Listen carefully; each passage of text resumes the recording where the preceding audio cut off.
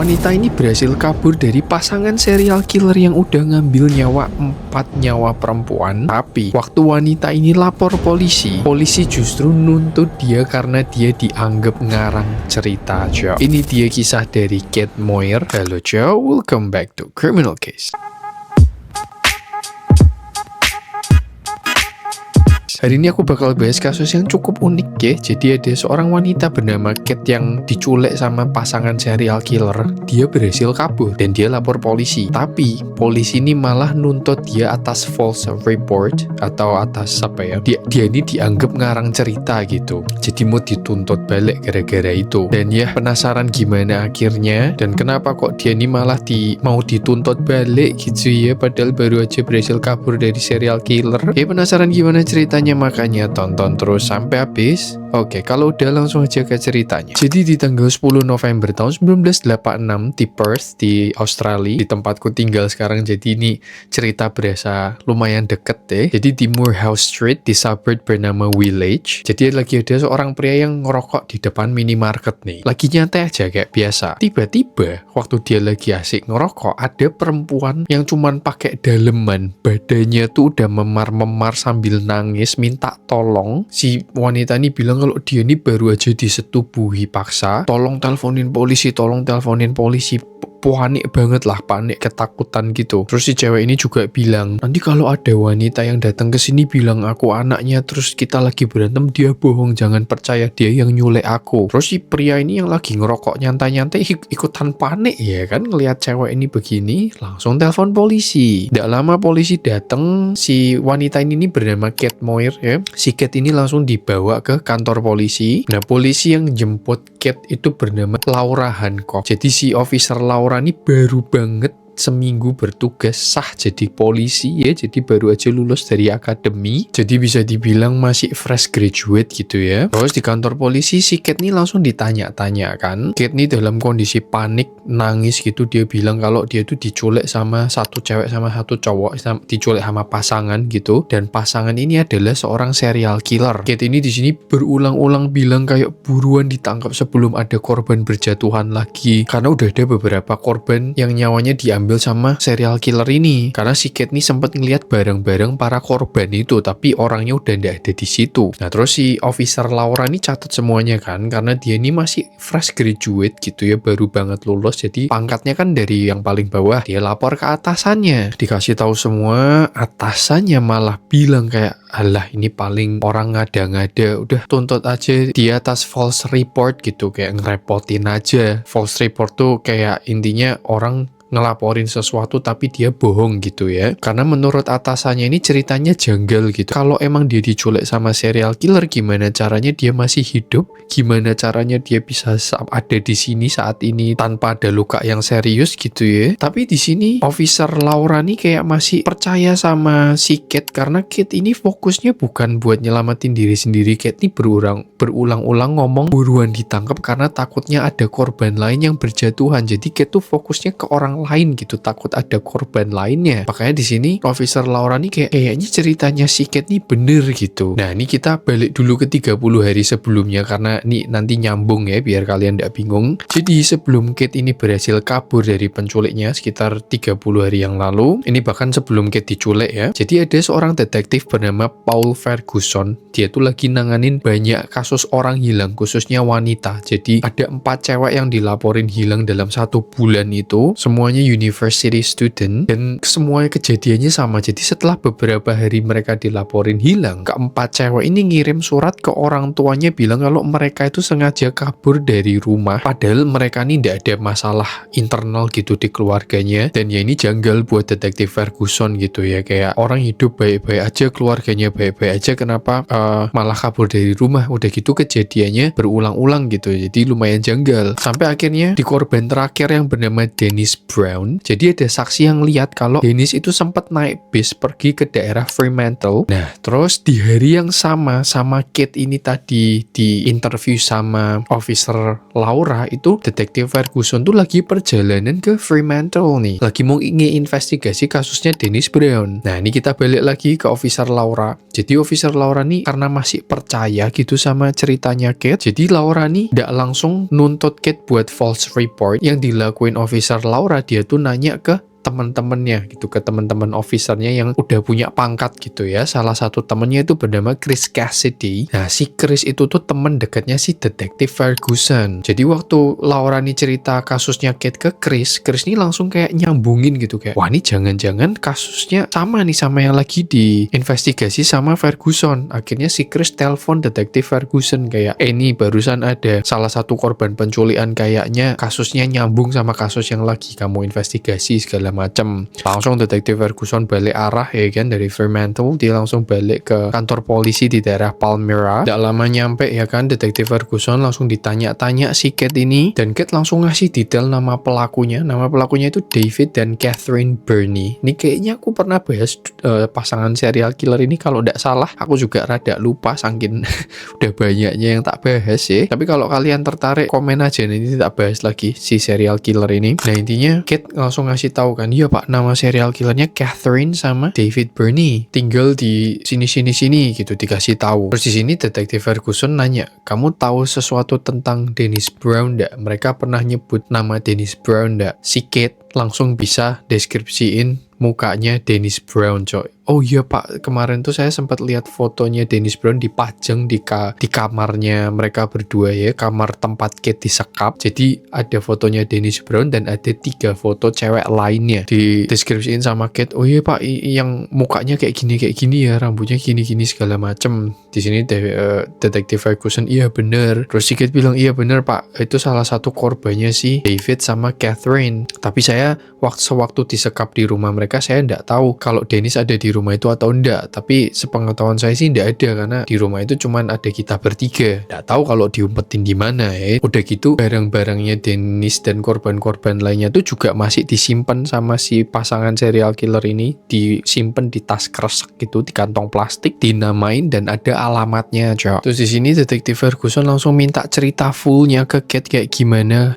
ceritanya kamu bisa diculik, ceritain secara detail. Nah, si Kate cerita. Jadi 2 hari lalu Kate itu datang ke konser di City ya, di Perth City. Terus malam itu Kate pulang diantar temennya, tapi cuman setengah jalan karena rumahnya Kate tuh lumayan jauh dari City. Jadi waktu udah kayak ya paling kalau jalan kaki 15 menit, Kate minta diturunin di situ ya kan. Kate turun jalan kaki tuh dia. Tiba-tiba David sama Catherine ini melipir naik mobil, cok. Ya kan, buka kaca gitu melipir, nawarin tumpangan, mau ndak ikut aja sini kita anterin. Si Kate tanpa ragu ngiyain, cok, langsung masuk ke mobil mereka berdua ya kan. Ya udah tuh, beneran dianterin, cok, ke rumahnya Kate. Nyampe depan rumahnya, waktu Kate mau buka pintu mobilnya ndak bisa dibuka gitu, kayak handle mobilnya tuh dibuka gini tapi pintunya ndak mau kebuka. Pas lagi berusaha buka mobil, tiba-tiba Catherine lompat ke tengah mobil, kepalanya Kate langsung dijedotin ke pintu mobil ya kan, langsung ditodong pisau gitu di lehernya, langsung bilang kalau teriak ini pisau bakal tembus gitu, bakal tak ambil nyawamu. Diem. Langsung mereka nyetir ya kan. Di perjalanan Kate ini langsung diikat tangannya, diikat, matanya ditutup ya biar nggak tahu jalannya kemana. Terus nggak lama sampailah tuh mereka ke rumahnya David sama Catherine. Oh sorry, dan bahkan di perjalanannya Kate nih masih bisa nanya gitu, kayak ini aku mau diambil nyawanya atau mau disetubui paksa. Si Catherine jawab, kalau kamu berkelakuan baik kita cuman bakal nyetubui paksa, kita nggak bakal ambil nyawamu. Ya udah, Kate diem ya kan. Nyampe tuh mereka di rumah. Pas nyampe, si Kate nih langsung disuruh buka baju sama celana. Baju celananya dimasukin kantong kresek, dinamain Kate alamatnya. Dan di sini Kate juga ngelihat ada kantong kresek lainnya, ada nama-nama perempuan lainnya juga, termasuk Dennis Brown. Nah di sini Kate disuruh duduk di sofa dalam keadaan tangannya diikat. Nggak lama Catherine sama David juga duduk di sofa itu, mereka nonton Rambo,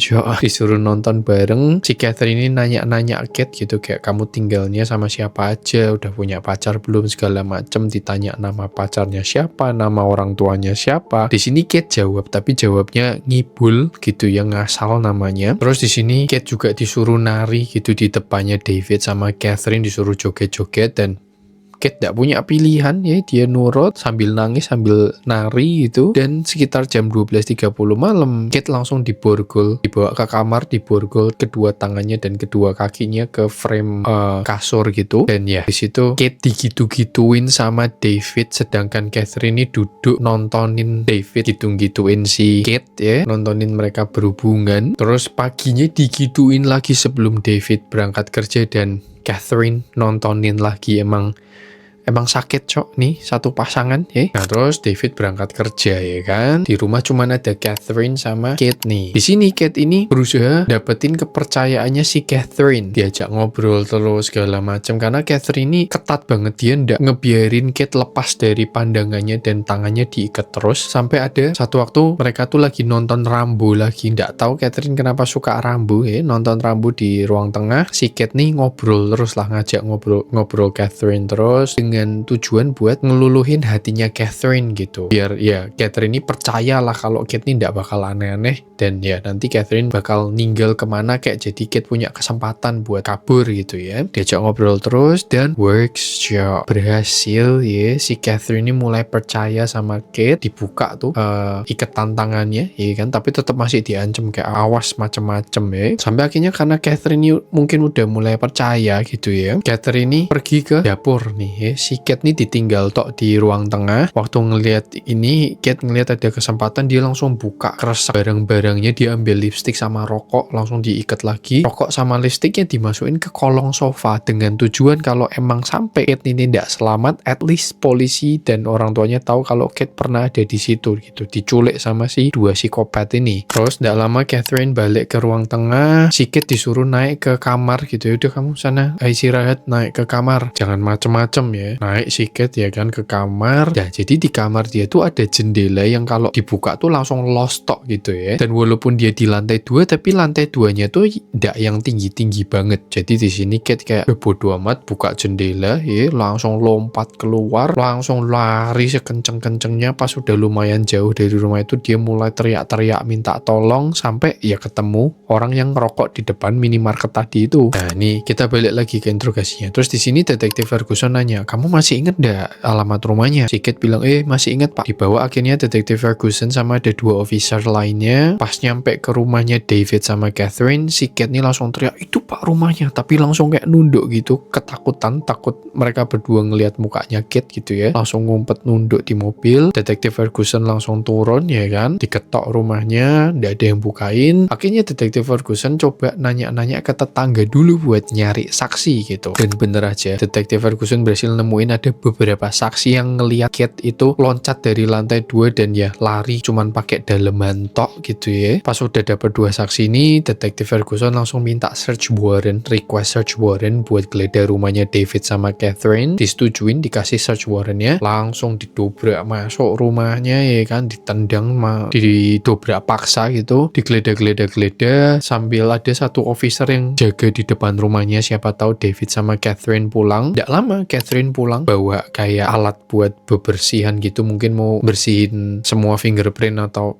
apapun itu punyanya si Kate ya. Pas ngeliat ada polisi, Catherine langsung balik badan lari. Untungnya officer ngeliat itu, langsung dikejar sama officer yang jaga tadi di depan rumah. Ketangkep tuh, langsung di take down, langsung dibawa ke kantor polisi. Di sini Catherine ditanya kayak di mana si David segala macam, dikasih tahu sama Catherine. David langsung juga ditangkap di tempat kerjanya, dibawa ke kantor polisi. Mereka diinterogasi secara terpisah. Dan di rumahnya David sama Catherine ini polisi berhasil nemuin tas kreseknya tadi yang dimaksud sama si Kate. Terus rokok sama lipstiknya Kate juga berhasil ditemuin. Kamu bisa bayangin gak nih perasaan jadi atasannya si officer Laura tadi yang mau nuntut si Kate itu, malunya kayak apa Jo? Aku penasaran sama nasibnya, apakah dia dipecat akhirnya atau gimana ya, karena bodoh banget, Cok. Ya intinya buktinya udah sangat kuat. David juga langsung ngaku. Si Catherine sih diem tok, dia nggak mau ngaku ya. Tapi David langsung ngaku semuanya. Dia bahkan bisa nyebutin ke 4 korbannya yang udah dia ambil nyawanya, termasuk Dennis Brown. Dan dia pun juga nunjukin ke polisi di mana dia ngubur jasad para korban-korbannya itu. Ditunjukin semuanya karena buktinya udah cukup kuat, langsung dibawa ke persidangan. Nah di sini sebenarnya Detektif Ferguson curiga kalau David nih korbannya nggak cuma 4 gitu, karena ada banyak kasus-kasus orang hilang cewek yang serupa gitu, yang mirip, yang belum terpecahkan. Tapi si David nggak mau ngaku, juga kasusnya udah terlalu lama, kurangnya bukti segala macam, jadi susah lah. Jadi yang sidangin cuma 4 korbannya ini sama kasusnya si Kate Moira ini. Sampai akhirnya di persidangan nggak pakai lama langsung dinyatakan bersalah. Buktinya udah kuat, dia juga udah ngaku. Dia dijatuhi hukuman penjara seumur hidup berdua, David sama Catherine. Terus di tahun 2003 David Byrne itu berumur 54 tahun meninggal di dalam sel penjaranya. Dan ya si Catherine tetap jalanin hukumannya. Gila ya, untung Officer Laura Hancock tadi milih untuk percaya sama Cat, padahal dia fresh graduate gitu, polisi yang baru. Tapi